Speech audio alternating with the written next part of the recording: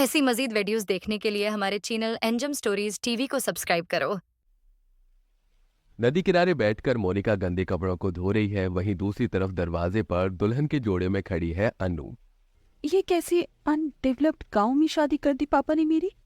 तभी हाथों में पूजा की थाली लेकर गंगा अपनी बड़ी बहू को आवाज देती हुई कहती है।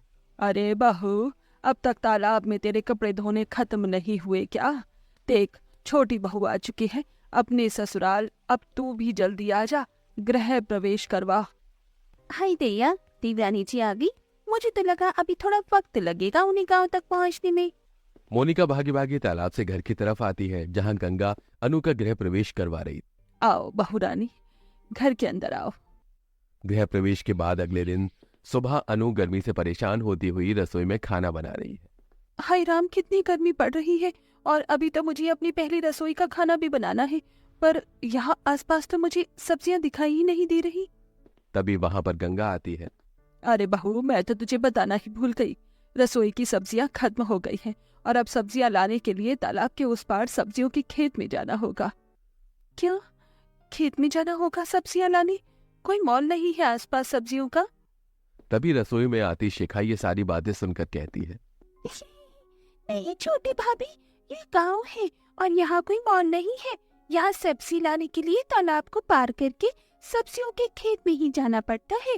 तालाब के उस पार हमारा सब्जियों का खेत है। अब अनु मोनिका के साथ तालाब के ऊपर बने लकड़ी के पुल के सहारे तालाब के उस पार जाती है, जहां बहुत सारी सब्जियों की खेती होती है। ये देखो, ये रही तालाब के इस पार सब्जियों की खेती। चलो अब फटाफट कुछ हरी सब्जियों को तोड़ लो। अनु एक बहुत ही अमीर फैमिली से थी और इस तरह कड़ी धूप में सब्जियों को तोड़ते हुए अनु को बहुत गुस्सा आ रहा था। कुछ देर बाद मोनिका और अनु सब्जी को लेकर घर आती हैं, जहां अनु का बदलता रूप देख गंगा कहती है।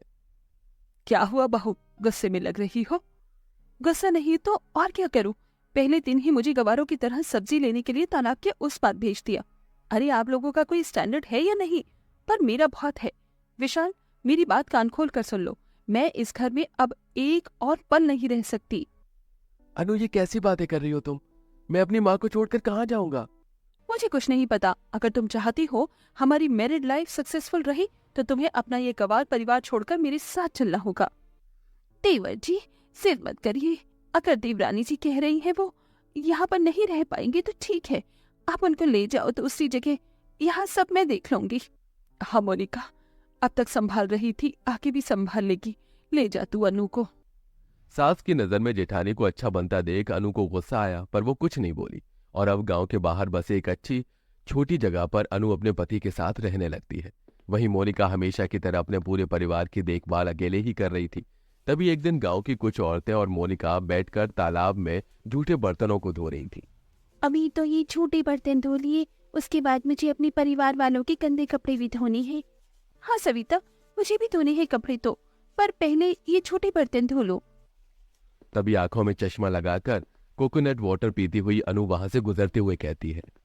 यो छी, कितने ही अनहाइजीनिक लोग हैं ये। कैसे तालाब में झूठे बर्तन और गंदे कपड़े धो रहे हैं। अच्छा हुआ मैं अपने ससुराल वालों से दूर हूँ, नहीं तो मुझे भी ये गवार हरकतें करनी पड़ती। मोनिका, ये तुम्हारी देवरानी है ना? ये क्या बड़बड़ा रही है हमें देख के? वो कविता, अनु को तालाब का पानी इस्तेमाल करना पसंद नहीं है। बड़ी आई ऐश्वर्या राय बनने वाली। शक्ल तो देखो इसकी, खुद को कहीं की महारानी समझती है क्या? तालाब से बर्तन और कपड़े धोकर मोनिका घर में आती है। 2 दिन हो गए बहू, तालाब के उस पार सब्जियों के खेत में एक बूंद पानी नहीं गया है। जा अपनी ननद के साथ जाकर सब्जियों के खेत में पानी पटा दे, वरना सारी सब्जियां कड़ी धूप में गर्मी में सूख जाएंगी। मैं भी तैयार हूँ भाभी, तालाब के उस पार सब्जियों के खेत में जाने के लिए। अब मोनिका अपनी नंद के साथ तालाब से बाल्टी में पानी भर के पुल के रास्ते से सब्जी के खेतों में आती है और बाल्टी से पानी डालती है। कितनी गर्मी लग रही है भाभी, मुझसे नहीं होगा अभी। चलो अब घर चलते हैं। हाँ बस हो गया, चलो। अब जहां मोनिका अपने पूरे परिवार तालाब और तालाब के उस पार सब्जियों की खेती की देखभाल अकेले कर रही थी, वहीं दूसरी तरफ उसकी देवरानी अपने घर में एसी की ठंडी ठंडी हवा खा रही थी, टोटी से पानी का इस्तेमाल कर रही थी। ऐसे ही कुछ दिन गुजरते हैं। सब्जियां तो तोड़ने पर गलती से कुछ सड़ी गली सब्जियां भी इसमें आ गई है। अब क्या करूं? चिंता मत करो, जब पोल से गुजरेंगी तो ये सारी गली सब्जियां तालाब में फेंक देंगी। अब रेखा और विवेका सब्जियों को लेकर पुल के पास आती हैं और सभी सड़ी सब्जियों को तालाब में फेंकने लगती हैं। वहीं दूसरी तरफ गांव का श्रीवास्तव अपनी दोनों भैंसों को तालाब में नहाकर ले जा रहा होता है और ये सारा नजारा वहां आती मोनिका देख लेती है। अरे ये क्या कर रही हैं आप लोग? रेखा, विवेका, आप इस तरह से सड़ी सब्जियां तालाब में क्यों फेंक रही हैं? और काका जी, आप अपनी भैंसों को तालाब में डुबोकर क्यों नहला रहे हैं? हम यही पानी इस्तेमाल करते हैं। अगर आपको अपनी गाय भैंसों को नहलाना ही है तो आप तालाब का पानी लेकर दूसरी तरफ भी अपनी गाय भैंसों को नहला सकते हो। इस तरह गाय भैंसों को तालाब में छोड़ना ठीक थोड़ी है। गाड़ी से गुजर रही अनु ये सब देखती है। ओह, कैसी प्रवचन दे रही है मेरी जेठानी गांव के गंवार लोगों को। टाइम और एनर्जी दोनों ही वेस्ट हो रहा है इनका तो। अब गुस्से में मोनिका खुद तालाब की गंदगी को साफ करने लगती है और ये सारी चीज देखकर गांव के लोगों को कुछ शर्मिंदगी महसूस होती है।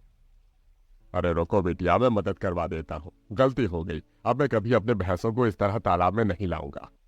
मोनिका, मुझे भी इस तरह से सड़ी सब्जियां इस तालाब में नहीं फेंकनी चाहिए थी। लाओ, मैं भी आपकी मदद करा देती हूँ।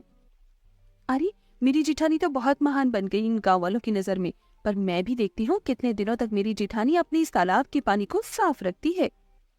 अब मोनिका की हो रही वाहवाही अनु से देखी नहीं जाती, जिसके बाद अनु रात में सबके सो जाने के बाद अपने घर का सारा गंदा कचरा उठाकर तालाब में फेंक आती है।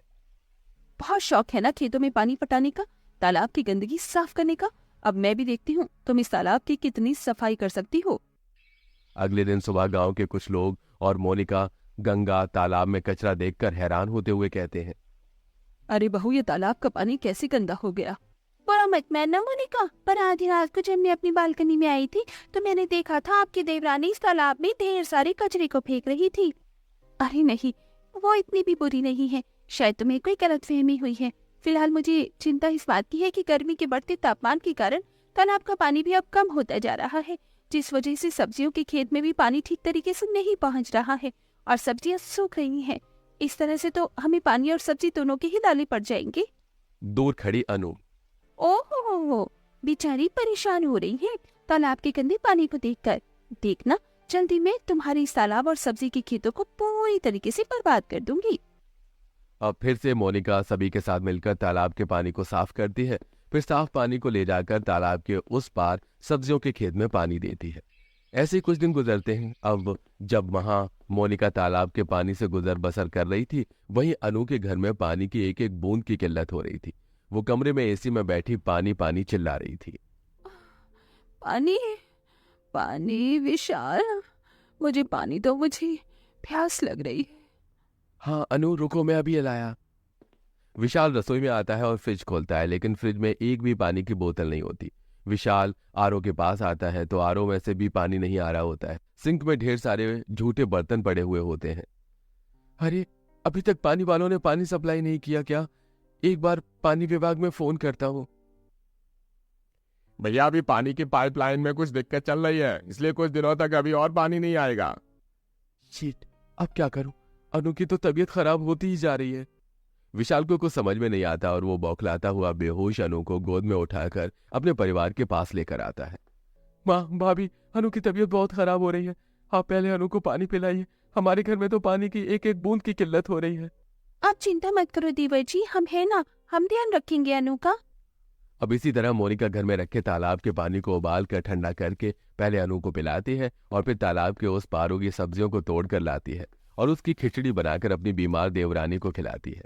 अच्छे से देखभाल करने पर अनु की तबीयत अब पहले से बेहतर हो गई थी। अब तुम्हारी तबीयत कैसी है? हाँ, अब मैं ठीक हूँ। अरे, तुम ठीक कैसे नहीं होती? तालाब के पानी और तालाब के उस पार खेत की हरी भरी सब्जियों को खाकर तो अच्छे अच्छे रोगी ठीक हो जाते हैं। क्या? तालाब का पानी? हाँ अनु, जिस तालाब के पानी को तुम अनहाइजीनिक मानती थी, आज उसी तालाब के पानी और तालाब के उस पार उगी हरी सब्जियों को खाकर ही तुम्हारी सेहत ठीक हुई है। अब तो तुम्हें एहसास हो गया ना कि हमारा तालाब का पानी कितना स्वच्छ है। मुझे माफ कर दीजिए, आप लोगों ने मेरी कितनी देखभाल करी और एक मैं थी जो उस तालाब और तालाब के उस पार उगी उन हरी सब्जियों की खेती को देखकर आप लोगों को गवार समझकर ये घर छोड़कर चली गई थी। पर आज मुझे एहसास हो गया है कि आप लोग मुझसे कितना प्यार करते हैं। अब अनु अपने पति के साथ वापस घर आ जाती है और अगले दिन जेठानी के साथ खेत जाती है और बाल्टी से पानी डालती हुई कहती है, जेठानी जी, इस खेत में बाल्टी से पानी डालने में बहुत दिक्कत होती है। क्यों ना तालाब से लेकर खेत तक हम एक नाली बनाए जिसका सीधा पानी खेत में जाएगा और हमारी मेहनत बचेगी। ये तो बहुत अच्छा आइडिया है। आज से ही हम इस काम को करते हैं। मैं सबको बुला कर लाती हूँ। मोनिका अपनी सास, नंद, पति और देवर को बुलाकर लाती है। पति देवर तालाब से खेत के लिए एक नाली खोदते हैं जिसका सीधा पानी खेत तक जाता है। ये देख सब खुश होते हैं। फिर इसी तरह अनु अपने परिवार के साथ तालाब और खेत के लिए अच्छे अच्छे उपाय देकर उसको बेहतर बनाने में मदद करती है।